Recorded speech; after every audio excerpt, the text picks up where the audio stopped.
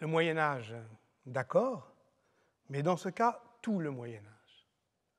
Dans leur article fondateur sur la peste du Haut Moyen Âge, paru en 1969, Jean-Noël Biraben et Jacques Le Goff, on s'en souvient, voyaient son centre de gravité basculer de Mahomet à Charlemagne, depuis le bassin méditerranéen jusqu'à la mer du Nord, dans l'effet de souffle de la peste justinienne.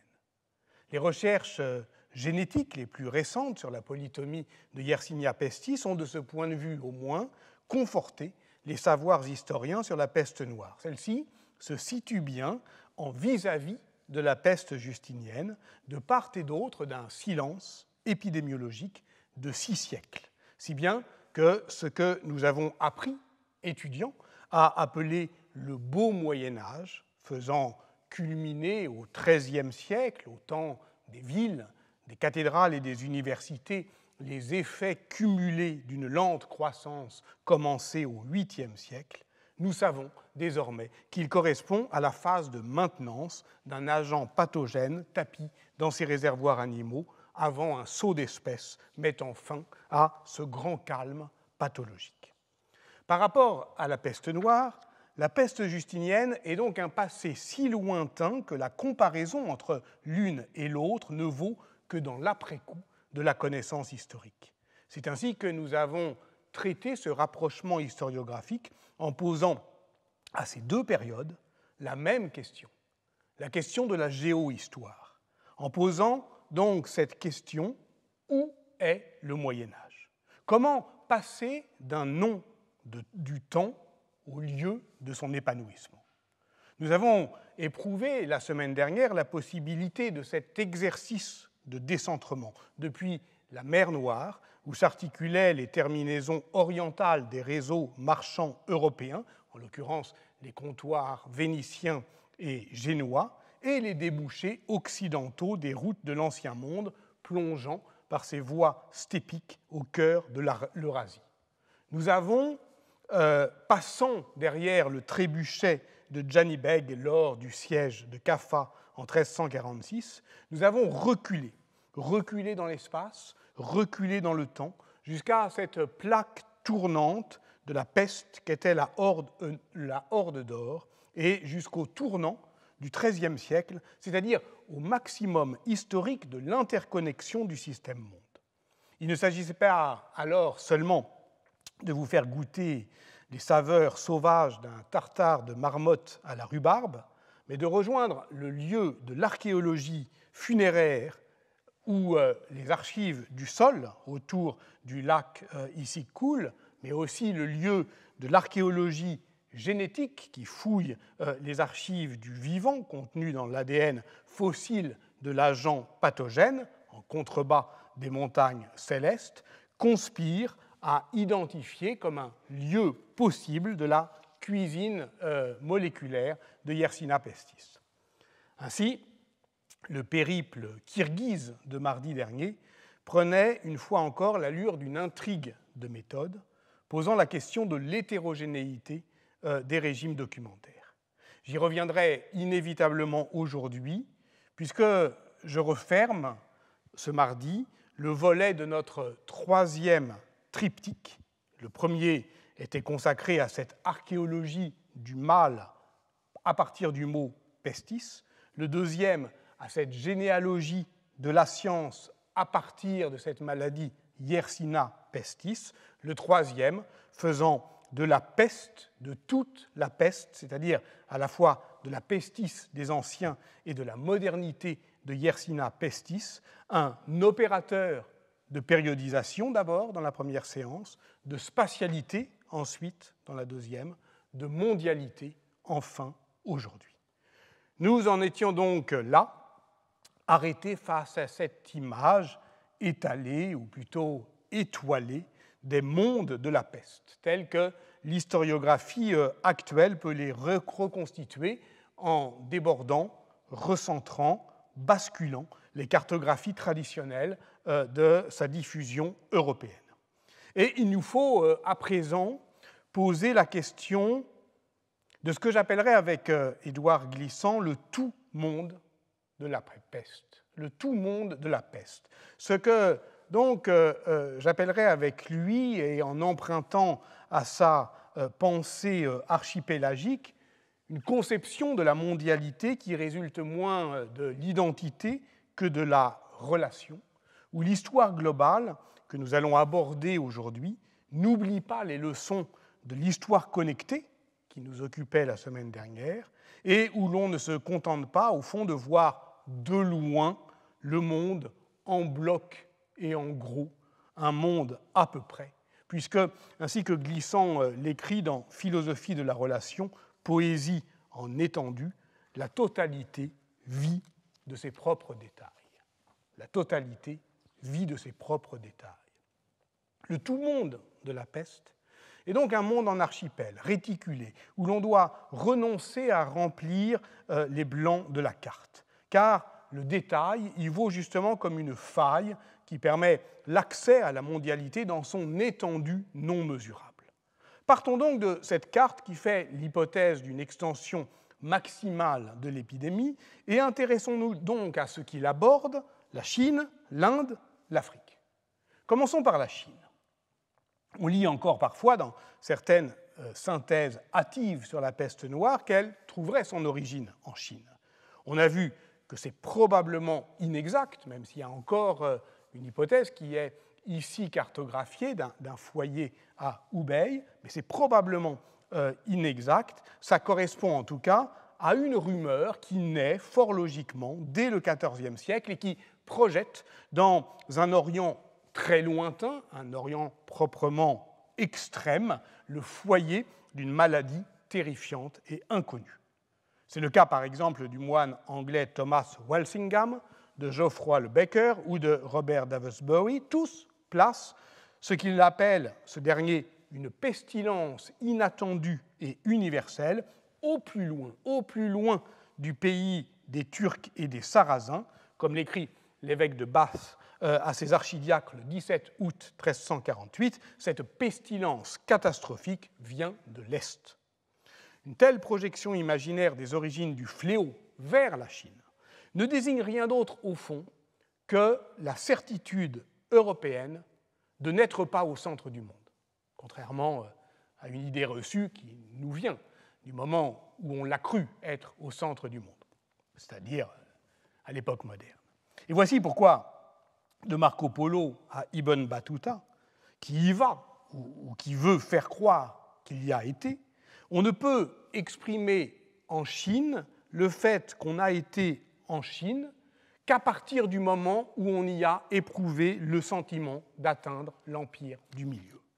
En Andalousie, cette rumeur semble prendre un peu plus de consistance, ne serait-ce que parce qu'elle est relayée par des médecins arabes qui sont mieux informés ou qui prétendent l'être.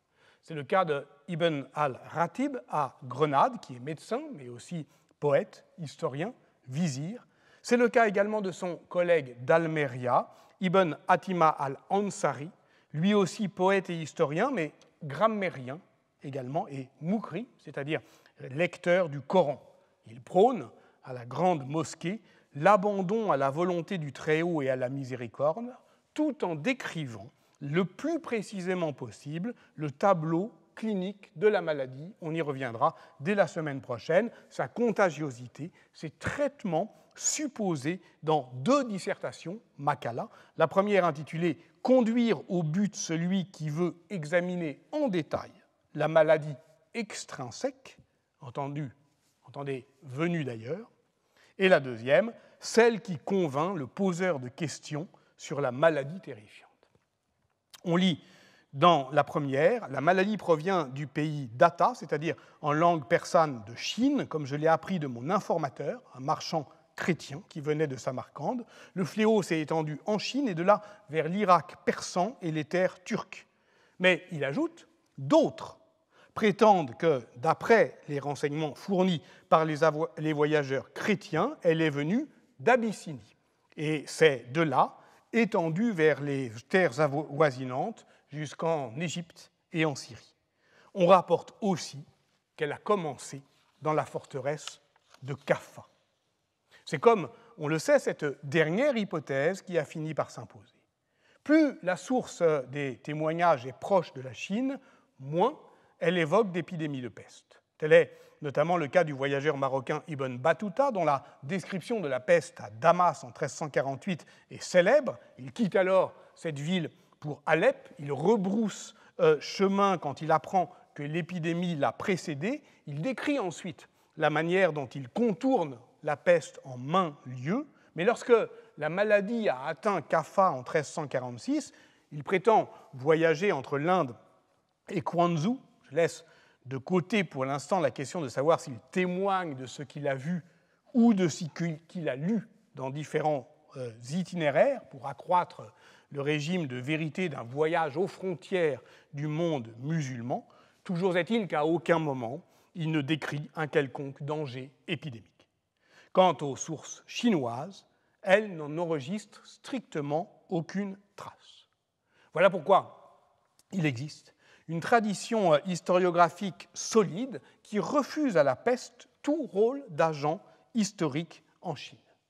L'encyclopédie commandée en 1726 par l'empereur Kangxi, qui compile toutes les données disponibles sur les épidémies dans les traités médicaux, dans l'historiographie, dans les documents officiels, établit une liste d'épidémies sur près de 2 millénaires, de moins de 121 à 1718, et les épidémies de peste ne sont mentionnées que 2 fois, en 610 et en 1642.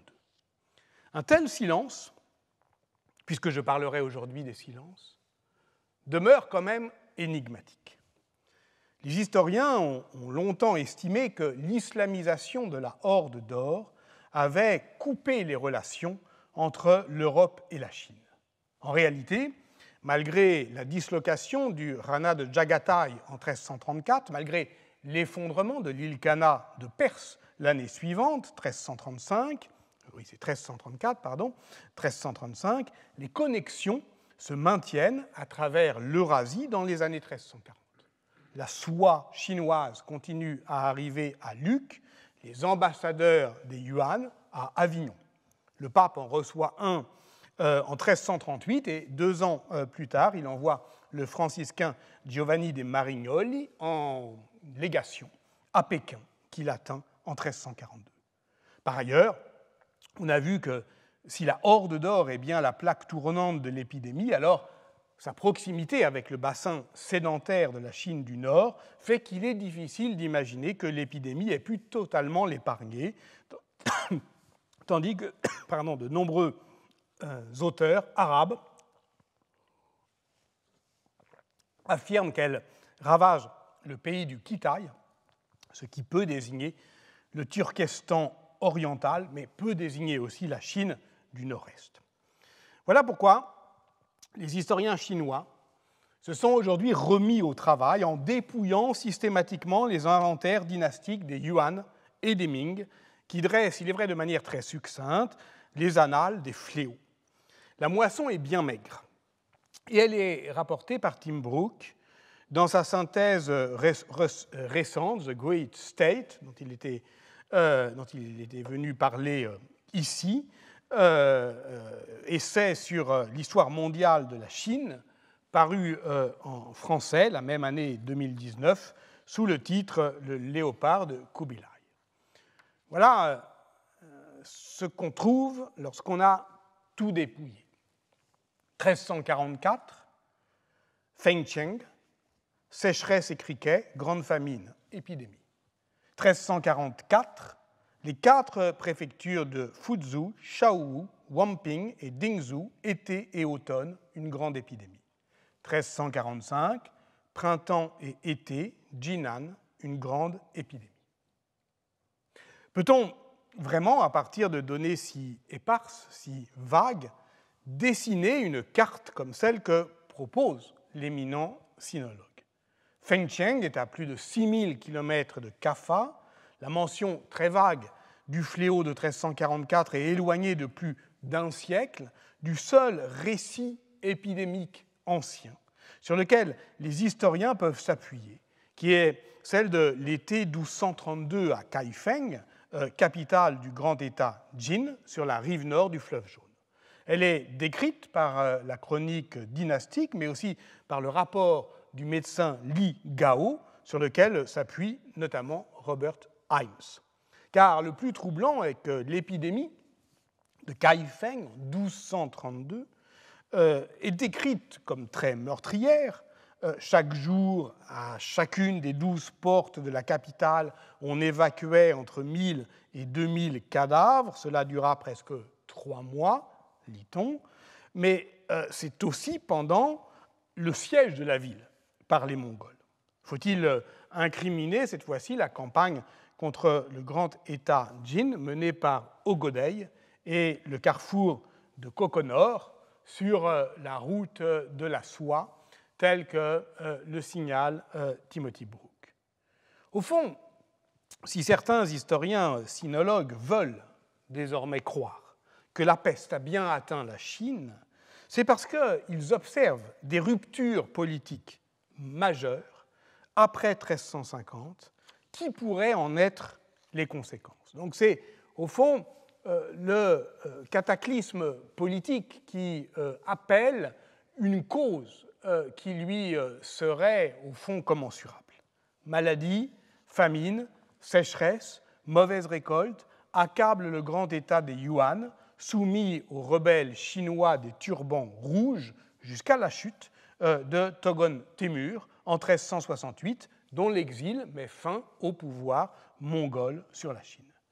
En 1393, les Ming entreprennent un vaste recensement de la population chinoise. Une fois les chiffres redressés par les historiens de la démographie actuelle, ça donnerait quelque chose comme 70 millions d'habitants, soit tout de même 30 millions de moins que la population estimée au début du XIIIe siècle. Ce qui placerait la Chine du XVe siècle sur une trajectoire de rattrapage démographique très rapide, 140 millions, dit-on, de Chinois en 1500, et c'est peut-être un minimum, et c'est sans doute, d'une certaine manière, comparable à ce moment-là à la population de l'Inde. L'Inde, donc. Il n'y a pareillement aucun témoignage narratif, ni direct, ni indirect, de passage de la peste de l'autre côté de la barrière himalayenne. Ibn Battuta mentionne une épidémie à Mutra, Madurai, en Inde du Sud, 1344, mais sans employer le terme spécifique de Tahun et sans décrire les symptômes de cette épidémie, au contraire de ce qu'il fait pour la peste de Damas de 1348, juillet 1348. Du point de vue des sources indiennes du sultanat de Delhi, il n'existe aucune attestation documentaire, notamment dans les écrits de Diyahi Barani, qui sont pourtant très précis sur le long règne de Mohamed ben Tughluq. Parce que, évidemment, la question, ce n'est pas de savoir s'il y a des attestations documentaires ou pas, mais où on les attend et pourquoi on les attend là. Et là, on se dit que s'il n'y a pas dans les annales de Barani d'indication, alors qu'en 1344, Mohamed ben Tughluq a lancé des armées en campagne dans le Décan et qu'elles sont frappées d'une pestilence qu'il appelle waba, qui est un terme très générique en arabe, si je m'appuie ici sur les travaux de Georges Sussman, qui ont été synthétisés dans un article de 2011, ça veut dire que la seule mention indiscutable d'attaque pesteuse dans toutes les annales royales indiennes date de 1619 et qu'elle est documentée par une description précise de ces symptômes. Cette fois-ci, il y a des bubons, il y a tout ce qu'il faut, par l'empereur moghol Jahangir, description que l'on peut en plus recouper avec celle de l'ambassadeur anglais à la cour d'Angra, Sir Thomas Roe, la confrontation d'ailleurs entre le prince moghol et le marchand anglais étant un des classiques du débat historiographique sur la commensurabilité et la traductibilité en histoire connectée depuis les travaux de Bernard Cohn et leur discussion par Sanjay Subramanian. Si la peste a bien épargné le sous-continent indien, Cela explique pourquoi les historiens l'estiment en croissance démographique continue jusqu'à la prise de Delhi par Tamerlan en 1398, ce qui décale la rupture. Et ce n'est pas sans conséquence sur l'histoire du monde au XVe siècle que de voir que la Chine et l'Inde, dans ce cas-là, n'auraient pas du tout la même trajectoire démographique. Ça fait, en plus, c'est le moment où la puissance glisse du nord à la plaine du Décan, au Bengale, au Gujarat, du fait de la destruction du sultanat de Delhi. Reste à comprendre pourquoi. J'ai évoqué la barrière de l'Himalaya, mais ça ne tient pas, parce que les voies maritimes de l'Ancien Monde font de l'océan Indien le cœur battant d'un espace densément interconnecté avec la Corne de l'Afrique, avec la Méditerranée bien évidemment, mais aussi avec le Moyen-Orient et l'Asie centrale. Le commerce des chevaux, des esclaves notamment, met le sultanat de Delhi en contact direct avec la péninsule arabique. Barani documente d'ailleurs l'intensité des échanges diplomatiques entre Delhi et le Caire. Or, si le roi du Yémen, Al-Malik al-Mujahid Ali, contracte peut-être la peste en 1351 dans la capitale égyptienne, où il est fait prisonnier après un pèlerinage à la Mecque, les émissaires du calife abbasside qui prennent la route de Delhi en 1353, puis tous les ans à partir de 1362, pour être reçus par Firouz Shah Tughluq, qui règne de 1351 à 1388, ne semble jamais y apporter la maladie. Doit-on évoquer une immunité innée du fait de certaines spécificités génétiques des populations, à l'opposé de la tuberculose, où la science moderne a identifié certains facteurs génétiques, notamment en Asie du Sud-Est, expliquant une moindre vulnérabilité au développement de ces formes cliniques, rien n'a jamais été prouvé pour Yersinia pestis. Et n'oublions pas que sur les 15 millions de morts de la troisième pandémie de peste entre 1896 et 1921, 12 millions étaient indiens. L'hypothèse la plus plausible, ou la moins improbable, dans l'état actuel de nos connaissances, est que les Indiens du XIVe siècle avaient bien des marmottes, des rats, des puces, mais pas les bonnes puces. Ils n'avaient pas encore Xenopsylla chaopis, qui est de loin le meilleur vecteur de la maladie, mais qui n'est pas très bien adapté à l'humidité du climat du sous-continent indien et qui y fera son apparition depuis l'Égypte qu'à la fin du XVIIIe siècle. C'est précisément l'intensité des relations entre l'Égypte, le Yémen et la Corne de l'Afrique qui pose le problème, aujourd'hui largement irrésolu, de l'intégration du continent africain dans le tout-monde de la peste. Dans les années 1430, lorsque l'épidémie ravage le Caire au moment du grand anéantissement dont nous avons déjà parlé, l'historien égyptien Al-Makrizi décrit précisément sa diffusion depuis l'Éthiopie, une fois encore, jusqu'aux côtes somaliennes et à Aden, qu'elle atteint en 1436. Nous avons reçu à la Mecque une lettre envoyée depuis Aden d'un homme digne de confiance qui annonce que pendant ces 4 mois étaient mortes à Aden 7600 personnes, écrit-il dans le Kitab al-Suluk, avant de préciser l'année suivante, en 841 de l'Hégire, donc 1437 du calendrier chrétien. En 841, on apprit la nouvelle qu'Aden avait brûlé entièrement, que le palais royal avait brûlé. Et donc, il y aurait là une stricte coïncidence entre l'épidémie de peste qui avait, d'après Éric Vallet, épargné le Yémen au XIVe siècle et l'effondrement de la dynastie rassoulide, elle-même ayant des conséquences majeures pour l'histoire des échanges dans l'océan Indien, puisqu'elle accompagne le démantèlement de ce réseau marchand arabe qu'on appelle Karimi et qui faisait de la mer Rouge son centre. Les armateurs, les marchands indiens de Calicut, saisissent l'occasion pour contourner cet ancien réseau marchand arabe centré sur la mer Rouge et faire directement débarquer leurs précieuses épices à Djeddah.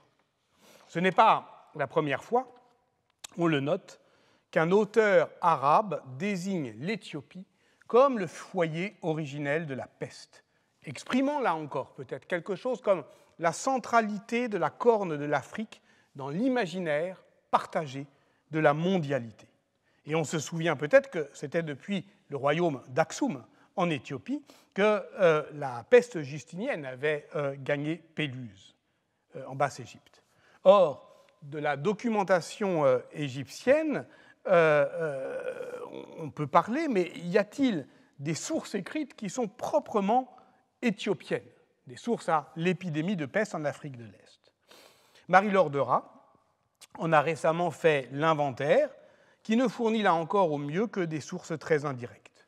La pestilence passe fréquemment dans la géographie éthiopienne comme un motif du combat entre les saints et les soldats du fléau, notamment dans les monastères royaux, mais en se disant d'un mot gaze, bed-bed, qui n'est guère spécifique. La fameuse chronique de Zar Jacob documente pour le milieu du XVe siècle également des déplacements de sa capitale, de la capitale du Saint-Roi, auréolée par le prestige de la royauté sacrée salomonienne, c'est la capitale de Dabra Béran, pour tenter d'échapper à l'épidémie. En ces jours-là, s'éleva contre les gens, contre tous les gens, une peste, bed-bed, telle qu'on ne peut la décrire.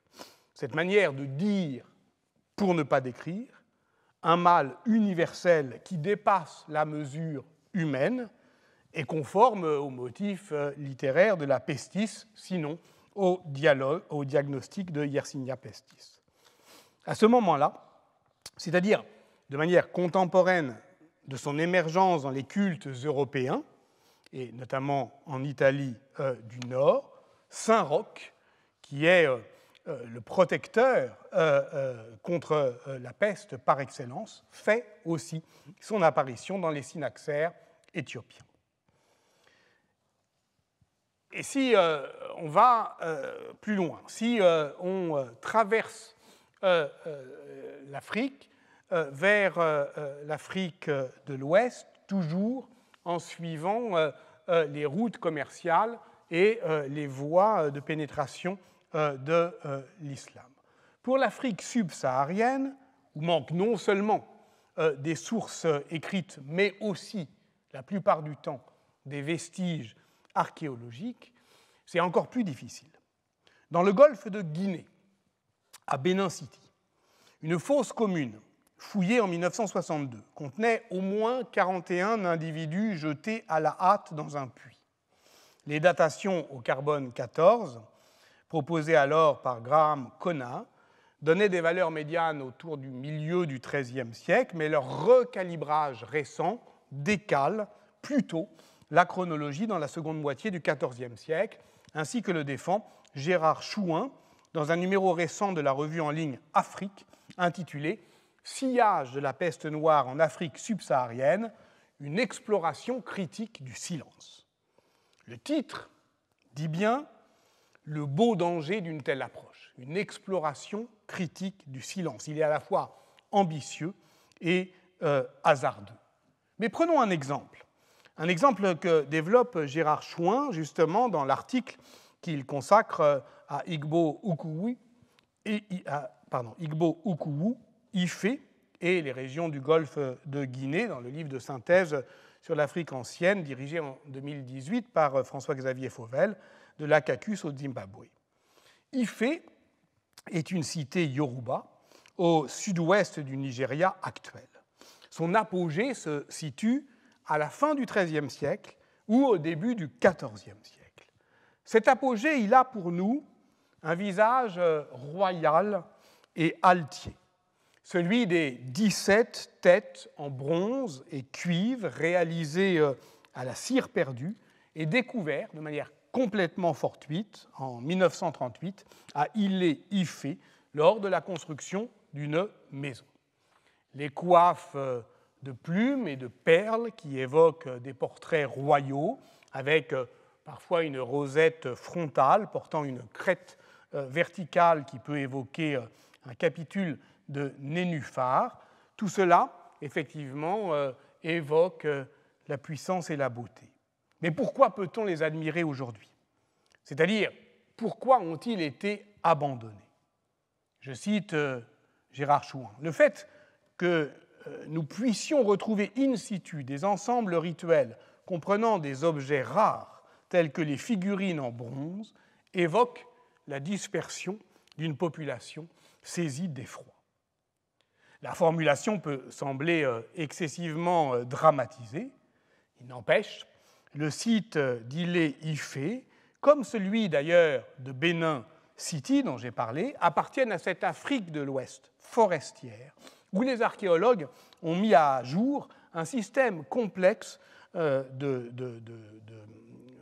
talus et de murs qui évoquent des forteresses, les forteresses d'une armature urbaine qui est en retrait de la ligne côtière et donc à couvert végétal dans la forêt. Or, celle-ci subit un abandon massif que Gérard Chouin date du XIVe siècle.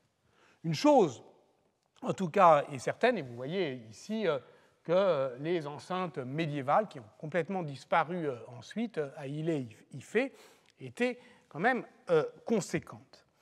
Une chose, en tout cas, est certaine, c'est que l'Afrique que découvrent les Européens dans les années 1470, au moment où ils longent les côtes et où ils en produisent une connaissance, disons, frôleuse. Cette Afrique-là n'a rien d'une civilisation immuable. C'est un monde en mouvement dont l'ordre politique s'est restructuré avant, probablement au XIVe siècle, sur les ruines des élites anciennes, du fait notamment de l'affaissement de l'Empire du Mali qui a entraîné l'autonomisation de ces anciennes périphéries, de la Sénégambie à l'Angola et jusqu'aux rivières du Sud. Ce sont ces formations politiques-là que décrivent les Européens lorsqu'ils abordent le littoral atlantique de l'Afrique subsaharienne, dans l'actuel Ghana, le Grand Johof, par exemple, et la mosaïque d'États tributaires comme le Cajour, où débarque le Vénitien Cadamostro. Il est quand même bien difficile d'en dire davantage dans le cas africain, et en attendant ce que François-Xavier Fauvel pourra en dire lors des séances de séminaire qui suivront ce cours, si elles suivent ce cours. Pourtant, Monica Gwynne défend la nécessité, toujours dans la même revue, de putting Africa, de mettre l'Afrique sur la carte de la peste noire. Tel est le titre d'un de ces articles qui repose sur l'existence encore hypothétique de souches de Yersinia pestis qui prendraient place dans la quatrième branche, notamment de son arbre phylogénétique, et que l'on reconstituerait cette fois-ci non pas à partir de l'ADN fossile, parce que là encore, ces données manquent pour l'Afrique, mais d'une étude menée en 2016 sur 61 agents pathogènes isolés chez 1092 individus atteints de la peste à l'ouest de l'Ouganda. Ce lignage tardif pourrait correspondre là encore à une épidémie de la fin du XVe siècle liée à des mouvements de population. Il pourrait être contemporain de phénomènes d'abandon, de réduction de sites que décrivent les archéologues, toujours pour le XVe siècle, au Burkina Faso et au Mali. C'est que, au fond, la peste est désormais perçue par les historiens comme l'indicateur de la modernité. Et c'est cela, d'une certaine manière, qui explique pourquoi, après ne pas l'avoir cherché, on la cherche de manière si ardente, en cherchant même à faire parler les silences. Parce que, d'une certaine manière, puisque l'on sait aujourd'hui que cette Afrique fait partie du système monde et qu'on veut défendre, au fond, scientifiquement, et aussi peut-être, je dirais, idéologiquement, cette intégration, eh bien, tout se passe comme si, au fond, l'Afrique aussi a droit à la peste noire. Et donc, il serait étrange de la laisser à l'abri. Que conclure provisoirement de ce voyage au bord incertain du tout-monde de la peste? Dans son impressionnante synthèse consacrée au monde de l'océan Indien, Philippe Baujard ne fait pas de la peste un opérateur historique majeur, mais note qu'elle intervient pour marquer la fin d'un cycle de croissance du système monde, qui est marqué par l'intensité des échanges à l'échelle de l'Eurasie. Par ces réseaux marchands, depuis la côte Swahili en Afrique de l'Est, qui Kilwa est alors à son apogée, jusqu'au sultanat marchand de Sumatra et aux villes cosmopolites de la côte nord de Java, qui assure la présence des marchands arabes en Insulinde, l'islam en a été le principal vecteur de connexion des mondes. Cet apogée connaît un pic dans les années 1320, suivi d'un ralentissement économique général.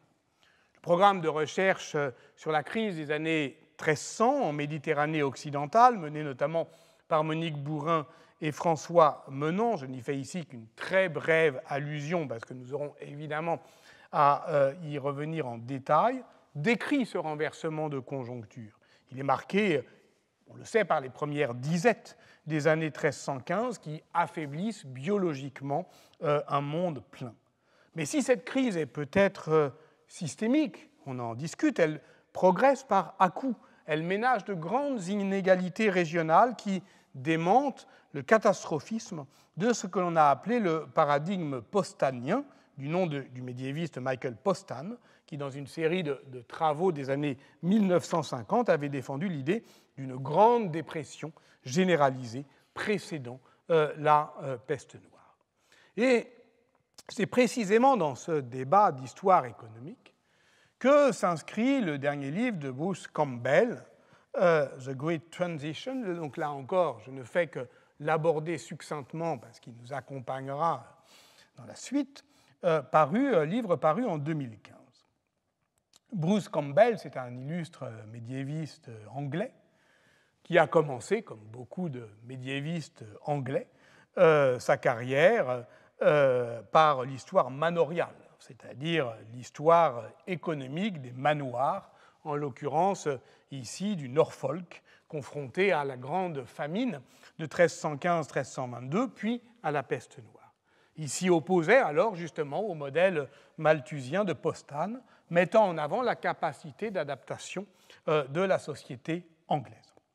Il n'a cessé depuis d'élargir ses domaines de recherche à l'histoire des 10 comtés approvisionnant Londres, puis à l'analyse des rapports entre rendements céréaliers, environnement et changements sociaux à partir d'une base de données des cernes de croissance des arbres échafaudés avec le dendrochronologiste Mike Bailey, dont on parlait il y a 15 jours, puis dans un projet de reconstitution du revenu national de l'Angleterre de 1270 à 1700. Cette montée en généralité du manoir de Norfolk au PIB de l'Angleterre, elle accompagne le développement de la recherche collective financée sur programme et de la mise en ligne des data qui lui est associée, qui l'escorte d'une certaine manière. Et c'est de cela aussi dont je voudrais parler maintenant.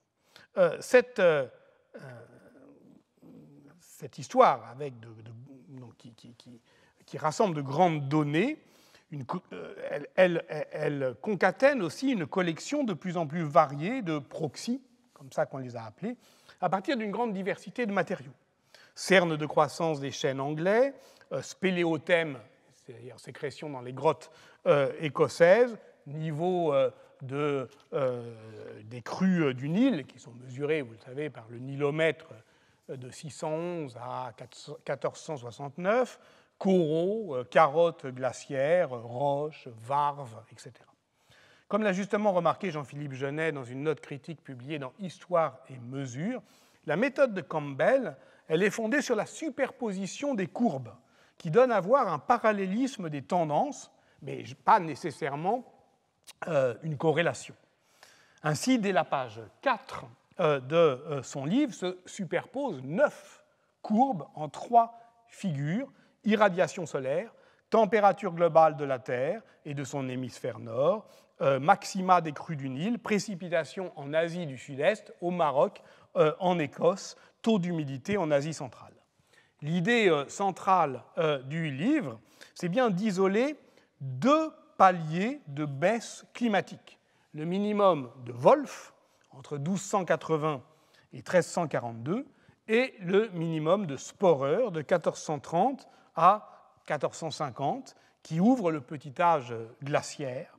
Et si l'on change d'échelle temporelle, la crue exceptionnelle du Nil en 1340, la baisse générale des températures européennes de 1340 à 1354, due à des hivers très froids et à des étés trop humides, s'accentue encore dans les années précisément 1348-1351, là où l'instabilité est la plus forte. Tout ce que l'on peut dire alors, c'est que la pandémie arrive en Europe à un moment où les conditions climatiques rendent sa diffusion optimale. C'est ce que Bruce Campbell appelle « the perfect storm ». C'est la tempête parfaite qui est aussi un piège achevé. Peut-être d'ailleurs cette tempête parfaite concerne-t-elle aussi la Chine, qui n'a alors pas besoin de la peste pour subir le même affaissement économique et démographique dû peut-être, entre autres, à des causes climatiques. Ce que décrit l'historien, c'est donc une interaction entre le climat, les facteurs biologiques, le monde microbien, les écosystèmes et les sociétés humaines en, je le cite, systèmes semi-autonomes reliés entre eux par des feedbacks directs et indirects. Reste que nous ne sommes pas encore à l'âge de l'Anthropocène. Si Bruce Campbell affirme que l'humain est au cœur de sa narration, le protagoniste en dernière instance, vous le voyez ici, demeure l'irradiation solaire.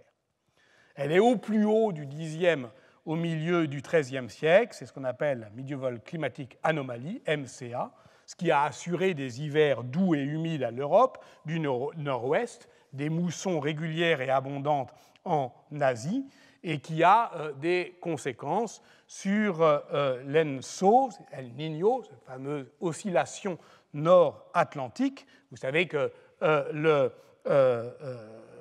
l'océan Pacifique est balayé par les alizés qui soufflent en permanence d'est en ouest et chauffent l'eau qui devient de plus en plus chaude en dérivant vers l'ouest et s'évapore en provoquant la mousson, tandis qu'elle est remplacée à l'est par la remontée d'eau profonde plus froide qui se réchaufferont à leur tour. C'est donc le beau Moyen-Âge.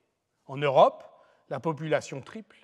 Lorsque l'irradiation solaire diminue à partir des années 1270, l'hémisphère nord connaît ses températures les plus basses depuis 8 siècles et des moussons irrégulières provoquent des sécheresses en Chine, en Inde, tandis que le niveau des crues du Nil est au plus haut.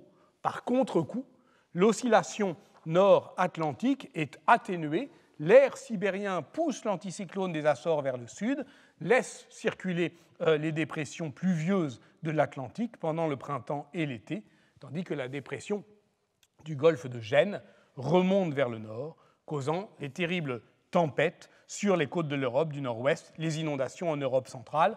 L'humidité des steppes croît encore, et nous savons que c'est le moment de la lente remontée des eaux du lac d'Issyk-Kul. Le couvert végétal progresse, et avec lui les rongeurs, réservoirs naturels de Yersinia pestis, qui sortent de leur abri naturel.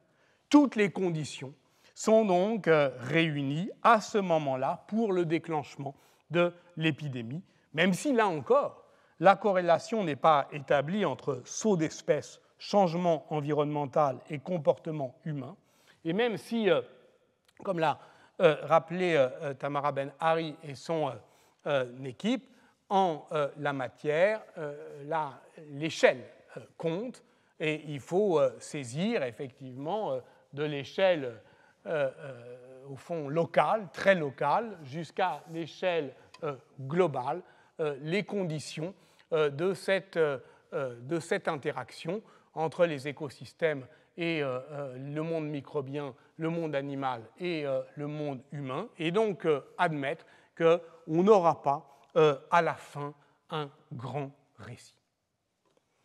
Comme celui que je viens d'esquisser, qui est à la fois spectaculaire, mais au fond qui ne dit pas, sinon le tout du monde de la peste, du moins le tout monde de la peste. Mais à la peste, il faut bien un narrateur, un qui puisse, qui ose dire « mes yeux ont tout vu ». J'en reviens, à cette question initiale, obsédante, qui racontera cette histoire, et depuis où, et à quelle hauteur, et en quel endroit du monde. En 1342, au moment où toutes les courbes du retournement de conjoncture commençaient donc à se superposer, un savant juif vivant à Orange, l'illustre Rabbi Levi ben Gershom, un grand commentateur de la Bible que l'on connaît sous le nom de Gersonide, inventait un instrument permettant de mesurer la distance entre deux étoiles. C'est le bâton de Jacob, ou arbalestrie, qui est l'instrument obligé de toutes les navigations au long cours. Mais un livre chinois appelé Guang Youtu le décrit également vers 1320, et son nom portugais, balestria, dérivant du persan balla, hauteur, et astar, étoile, trahit bien l'influence des savoirs arabo-persans dans son élaboration. Bref, en 1342, le bâton de Jacob est l'objet monde par excellence, qui symbolise l'interconnexion du système monde à l'échelle eurasiatique ou même euphrasique, au moment même où ce système monde va se rétracter. Faut-il donc utiliser sa visée pour voir tout cela des étoiles, ou de notre étoile, comme le propose Bruce Campbell, depuis le grand ordonnateur de la vie sur Terre, qu'est l'irradiation solaire. L'histoire environnementale pose, elle aussi, le redoutable défi narratif qu'a magnifiquement exprimé William Cronon dans un beau livre traduit en 2016 aux éditions Dehors sous le titre « Nature et récit, essai d'histoire environnementale ». L'historien du wilderness, c'est le lieu des bêtes sauvages en vieil anglais, mais qui désigne en fait l'action humaine qui lui donne sens, cet historien donc cherche à se délivrer de l'histoire, à délivrer l'histoire environnementale des méta-récits linéaires du type effondrement qui dénient aux hommes leur capacité à faire le sens des lieux, précisément, comme dans le wilderness, à faire le sens des lieux. Quel est le narrateur du récit de la nature? Et surtout, comment, je le cite, faire place à des histoires? C'est bien parce que je n'ai pas trouvé de solution encore que je raconte, faute de mieux peut-être, des intrigues de méthode pour dire les lacunes d'un tout monde en archipel. Alors pour terminer, voilà une histoire pour faire récit des distances et des dispersions. En 1975, paraissait La Somme de Jean-Noël Biraben, Les hommes et la peste en France et dans les pays européens et méditerranéens, paru en 2 volumes. Nous en avons déjà parlé. C'est une œuvre classique qui marque un sommet dans l'histoire de la démographie historique en France. Biraben est un médecin et un démographe. Il a fait toute sa carrière à l'INED. Il propose une histoire totale de ce qu'il appelle l'ère de la peste du XIVe au XIXe siècle, dont le centre de gravité est évidemment plutôt à l'époque moderne, c'est-à-dire au moment où il peut appliquer toutes les méthodes de la démographie historique. Or, sur le plan historiographique, la démographie historique, en même temps, elle capitalise l'ambition totalisante de l'histoire sociale à la française, mais aussi de manière plus sourde, l'inquiétude face à la dépopulation et partant au déclin. L'œuvre de Pierre Chaunu est caractéristique de ce point de vue, qui écrit en 1976, l'année suivante, La peste blanche. Comment arrêter le suicide de l'Occident. Et Jean-Noël Biraben lui-même a signé avec Jacques Dupaquier, en 1981, un livre qui s'inscrivait dans cette tendance, Les berceaux vides de Marianne, inscrivant en somme l'histoire de la population française dans la longue durée de ses malheurs, et ce, au moment où commence à se faire sentir la baisse de la fécondité, amorcée en 1964, puis accusant une chute spectaculaire en 1975, qui précipite une prise de conscience au moment même où l'on débat de la loi sur l'avortement, et évidemment, les auteurs réactionnaires ne manquent jamais d'en faire le rapprochement. C'est donc dans ce contexte-là, qui explique que voilà, l'histoire, enfin, la démographie est aussi une science morale, dans ce contexte démographique et idéologique, qu'on doit saisir l'importance de la parution de Les hommes et la peste de Jean-Noël Biraben. Or, ce qui est tout à fait frappant, c'est que Biraben, il mobilise une compréhension des mécanismes de contamination de Yersinia pestis à ce moment-là, en 1975. Il est médecin, mais il collecte un très grand nombre de données dans des sources variées qui totalisent quelque 6929 attestations documentaires d'épidémie de 1347 à 1900 pour l'Europe. C'est cette collecte documentaire, 6929 attestations de peste, qui est numérisée et géoréférencée par Ulf Büngen, l'un des grands noms, l'un des pionniers de l'histoire du climat en longue durée, qu'on avait déjà vu lorsqu'on parlait de la peste justinienne, et qui est publié en 2012 dans la revue d'Oxford, Clinical Infectious Disease, puis ensuite directement mis en ligne sur Internet. Donc ces données, justement, deviennent immédiatement disponibles. Le géoréférencé, elles produisent une expression cartographique et une courbe de ce qui devient premier glissement de sens des plague outbreaks. C'est-à-dire que les attestations documentaires de peste deviennent les épidémies de peste. Mise en ligne sur Internet, elle sert ensuite de base à d'autres études. Par exemple, des articles publiés en 2016 et 2017 dans Scientific Reports par le géographe Richie Yu de l'Université de Hong Kong. Je vous le fais voir rapidement, on n'a pas le temps de lire, mais d'une certaine manière, c'est fait aussi pour ça, parfois, ce genre de publication scientifique, pour imposer tous les critères de la scientificité. Et par exemple, sur cette première publication, on prend les données de Büngen, on les géolocalise, on les modélise sur le plan mathématique, et on en conclut que 95,5% des épidémies de peste se déclenchent dans des lieux qui sont situés à moins de 10 km d'une rivière navigable. Le second article modélise ce résultat en établissant une corrélation plus globale encore entre la diffusion de la peste et les routes commerciales. Or, l'article initial, celui de Büngen en 2012, indiquait seulement qu'il était, je le cite, fondé sur un inventaire publié initialement il y a 35 ans.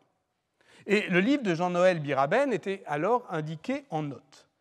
Dès la deuxième publication, eh bien, ceux qui utilisent les données de Büngen citent Büngen et ne citent plus Biraben. Il y a aussi évidemment une question de langue, puisque l'ensemble de cette production est en anglais. C'est le cas notamment des articles de Yu. Le développement de la littérature scientifique donc, éloigne progressivement la modélisation, de plus en plus raffinée sur le plan de la précision statistique, de plus en plus ambitieuse sur le plan de l'échelle de globalisation, l'éloigne donc de la critique des sources, car le socle documentaire demeure toujours le même. C'est celui collecté par Jean-Noël Biraben en 1975, avec les moyens du bord, en un temps évidemment pré-informatique. Et non seulement cette mise en ligne des bases de données finit par invisibiliser le travail initial, mais elle le naturalise. C'est-à-dire que ce qui n'était rien d'autre au départ qu'une liste soigneuse, mais inévitablement non exhaustive, d'attestations documentaires d'épidémies de peste, décrites avec toutes les précautions d'usage, devient une base de données des épidémies elles-mêmes. Le premier article, celui de Bungen en 2012, évoquant simplement des difficultés de géolocalisation des données récoltées par Biraben, puis les suivants, se contentant de les exploiter directement en éloignant sans cesse davantage des conditions même de production de la documentation. Dans un article paru en 2018, Joris Rosen de l'Université d'Utrecht et Daniel Curtis de Leiden ont dénoncé ces dangers d'un usage non critique des data qui sautent aux yeux de quiconque veut bien regarder la carte produite par Bungen à partir des données de Biraben. La surreprésentation de la France ne désigne rien d'autre que le fait que Jean-Noël Biraben était français, et donc qu'il connaissait admirablement les fonds documentaires français, et que le titre même de son livre, « La peste en France et dans les pays méditerranéens et dans l'Europe », décrit justement une connaissance qui s'étiole au fur et à mesure qu'elle s'éloigne de ses centres d'intérêt et de recherche. Les blancs de la carte peuvent désigner l'absence d'épidémie, un déficit d'enregistrement documentaire, voire un manque d'attention dans la recherche des données. C'est le cas pour l'Empire ottoman. C'est aussi le cas pour les Pays-Bas, qui sont complètement blancs, non seulement dans le livre de Biraben, mais ensuite partant dans toutes les modélisations qu'on en fait, alors que depuis les travaux de Wim Blockmans en 1980, puis ceux bien plus récents de Daniel Curtis, on peut aisément compléter la cartographie. Et voilà effectivement le contraste entre les cartes qui sont toujours utilisées de Bungen et celles que l'on peut reconstituer en complétant le blanc. Si on compare par exemple les 90 attestations d'épidémie de peste de Paris de 1347 à 1760, 90, aux 3 attestations à Soissons durant la même période, que mesure-t-on? La vulnérabilité de la grande ville densément peuplée ou sa capacité d'enregistrement documentaire? Peut-être les deux, certainement les deux, mais dans des proportions qu'il est impossible de mesurer. Autre question. Dans quelle mesure le pic de la guerre de 30 ans, qui est toujours indiqué dans, vous l'avez remarqué, dans les graphiques de Bungen, il y a peste noire, guerre de 30 ans. Le pic de la guerre de 30 ans correspond-il à un pic de l'attention documentaire, la guerre favorisant toujours le travail de la mémoire, qui cristallise justement dans la notion même de fléau? Car c'est bien cela ultimement qui est documenté par la collecte de Biraben, la capacité des hommes à identifier un épisode de mortalité comme une pestilence que, par un diagnostic rétrospectif, on identifie à Yersinia pestis. Il s'agit en aucune manière de récuser cette collecte documentaire par hypercriticisme. Tous ces biais documentaires existent, mais une fois lissés, ils produisent une tendance d'ensemble qui a toutes les chances de ne pas être fausse. Mais précisément, cela produit des méga-données impressionnantes par leur massivité, mais relativement frustres. Les résultats de la modélisation raffinée des géographes et épidémiologistes de Hong Kong le sont tout autant, que la propagation de la peste soit favorisée par la circulation des hommes et des marchandises et par conséquent qu'elle recouvre globalement les axes fluviaux et routiers des grands réseaux d'échange, reconduit au total une causalité plutôt triviale. Ainsi, la Big Science, qui impressionne tant les évaluateurs épris de bibliométrie, est à la fois trop ambitieuse et trop paresseuse. Elle mouline informatiquement des données bricolées avant l'âge des ordinateurs et reconduit une forme d'enthousiasme méthodologique que l'on avait pourtant appris à considérer comme naïf au temps de la prétention de l'histoire sociale française à passer le monde au trébuchet de la pesée globale, pour parler comme Pierre Chonu. Si cette prétention revient, c'est donc au filtre des big data.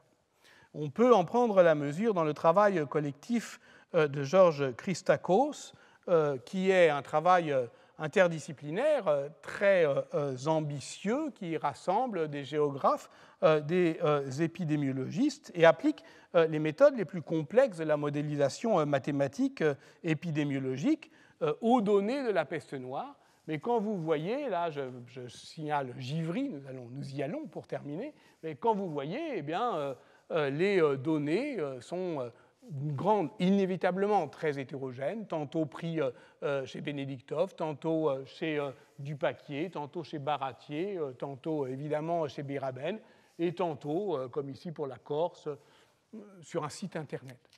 Tout cela étant le support d'une modélisation extraordinairement complexe qui aboutit à des calculs épidémiologiques, c'est-à-dire qui tentent de comparer le comportement donc, des épidémies du passé à ce que prédit les modèles épidémiologiques qu'on connaît aujourd'hui, qu'est-ce que c'est qu'écraser une courbe, etc. Or, on comprend que l'épidémiologie est une science prédictive qui cale sa projection de l'avenir sur l'enregistrement du passé et qui n'échappe pas donc au paradoxe de la prophétie de malheur dont le philosophe Hans Jonas, le bien nommé, pour parler de prophétie, a rappelé qu'elle est faite pour éviter qu'elle ne se réalise.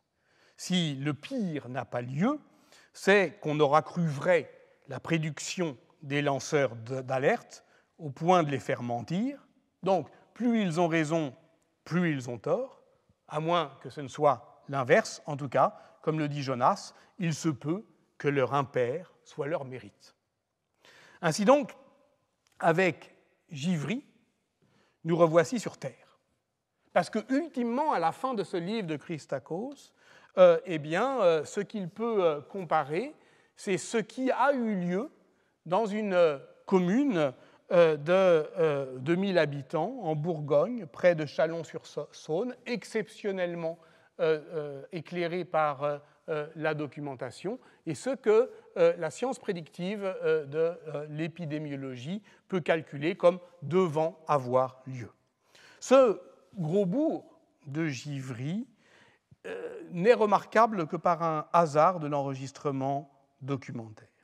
Les archives communales ont en effet conservé un petit registre de 10 cahiers de papier où le curé, ou plutôt les curés successifs, notaient les décès et les mariages, chaque nom étant suivi d'une somme qui correspond aux frais et dépenses de luminaires, les cierges utilisés pour les cérémonies. Il s'agit donc d'un livre de comptes, davantage que d'un recensement, qui couvre les années 1303-1357, dit l'inventaire, mais de manière plus massive 1334-1357, et que les curés se transmettaient. Le prêtre, ou son vicaire, note en moyenne 5 à 6 inhumations par mois à Givry. En juillet 1348, il y en a 11. En août, 110. En septembre, 302. Puis encore 168 en octobre et 27 jusqu'au 19 novembre, date à laquelle l'enregistrement s'interrompt. Que s'est-il passé? L'historien le sait aujourd'hui. Évidemment que c'est la peste. Mais le curé de Givry, lui, ne le sait pas. Il se contente de noter les noms des morts et, quand il y en a trop, il ne se préoccupe plus des luminaires, il ne note pas ce qu'on lui doit et il ne fait aucun commentaire. C'est peut-être le document le plus précis dont nous disposons sur la mortalité en 1348 et d'une certaine manière, il ne nous dit rien d'autre que ceci, on meurt en masse. Mais il nous dit aussi autre chose, le fait que l'histoire est une connaissance par traces qui se contente de relever des indices et que pour prendre la mesure du désastre, on en est le plus souvent réduit à prêter l'oreille au bruit ou à l'inverse, au silence qu'il a laissé dans les matériaux ordinaires de l'enquête historique. Le Moyen-Âge, d'accord, ai-je dit, mais dans ce cas, tout le Moyen-Âge. Or, le tout du Moyen-Âge n'est-il pas précisément décrit par ce régime documentaire de la trace, celui que l'on suit à la trace, comme l'avions proposé François-Xavier Fauvel, Julien Loiseau et moi-même lors d'une séance du séminaire en 2016. On peut appeler médiéviste celui qui suit à la trace ce régime documentaire, conscient de son caractère fragmentaire, certain que la totalité vit de ses propres détails, pour parler comme glissant, désireux de s'engouffrer dans leurs failles, pour décrire un paysage documentaire qui est toujours soumis à une érosion différentielle. Je veux dire que, comme en géographie, provoquant des inversions de relief, rendant aujourd'hui saillant ce qui n'était guère dominant, mais estompant ces lignes de fait, ce que l'on appelle trace renvoie à la fois à une compréhension épistémologique en sciences des sociétés, une trace est la marque laissée par une action, et en sciences des matériaux, une trace est une très petite quantité perceptible. Pour penser ensemble ces deux significations distinctes, il faut l'envisager comme un écart singulier, qu'il soit quantitatif, il y a très peu de traces, ou qualitatif, elles sont irrégulières. Bref, c'est avec ces discontinuités discriminantes qu'il s'agit de penser. Par exemple, celle-ci. Quand les morts s'accumulent, le curé de Givry continue de noter le nom des morts au-dessus du jour de la semaine. Mais il ne précise plus la fête du saint. Et plutôt que de recopier « Eadem die obiit » pour chaque défunt, à partir du 31 août, las, sans doute, il se contente d'écrire chaque jour « obiit » et de lister en dessous le nom des morts. Et du 1er au 10 septembre, 94 morts. Et le 10, ils sont si nombreux qu'il doit innover. Il écrit désormais sur 2 colonnes. Et du 11 au 20, 101 morts. Et du 21 au 30, 107. Et alors, le petit carnet est si rempli que le curé y intercale un cahier supplémentaire. C'est tout. La mort est passée par là. Nous camperons donc là, à cette échelle, désormais. C'est à hauteur d'homme que nous nous situerons à nouveau, que nous revenons, en somme, après ce long voyage, dans les 3 dernières séances. Mais ce n'est en rien un repli. Nous y serons enrichis de l'expérience du tout-monde de la peste, je l'espère. Comme chez Édouard Glissant, le lieu s'ouvre au vrac des horizons. Parce que le tout-monde, écrivait-il, c'est le monde que vous avez tourné dans votre pensée pendant qu'il vous tournait dans son roulis. C'est dans son roman « Tout-monde ». Et aussi dans la Cohée du Lamentin, cette phrase sur laquelle je vous laisse, « Tout monde », la totalité réalisée des données connues et inconnues de nos univers.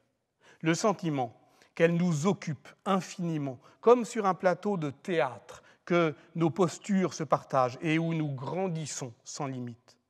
La certitude aussi que la plus infime de ces composantes nous est irremplaçable.